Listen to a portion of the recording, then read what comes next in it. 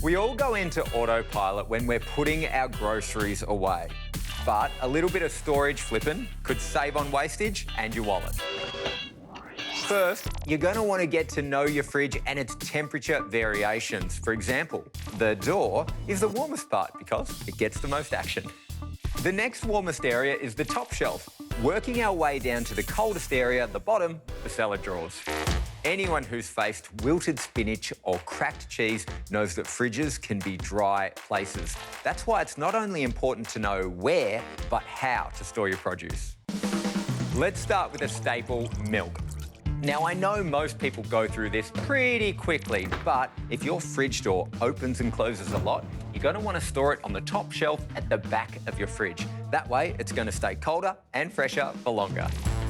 Cheese likes a warmer spot at the top of the door. Even better if it's covered. It's going to help keep the moisture in. You could also wrap your cheese in wax paper to help keep it moist, but definitely not cling film, as your cheese will sweat and it might go mouldy.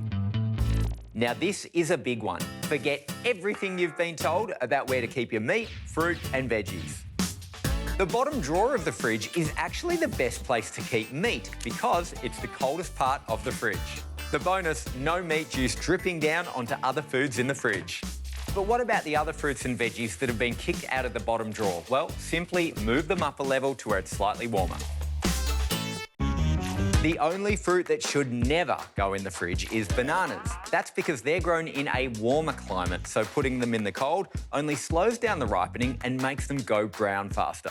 The other foods to ditch to the pantry are tomatoes, olive oil and honey. Eggs are robust little packages that work either inside or outside of the fridge. Whatever you choose, just make sure you commit.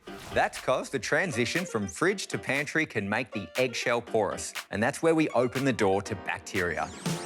If you prefer the fridge, ignore the egg holder in the door. Store them in the carton and put them on the middle shelf towards the back. Then there's those foods that are always going to be debated. Tomato sauce, chocolate and butter. Fridge or pantry? The reason I think there's a debate is because we're not only dealing with food safety, but food quality, and the two are not always mutually exclusive. Where do I stand? Well, as long as there's chocolate somewhere in the house, I'm happy.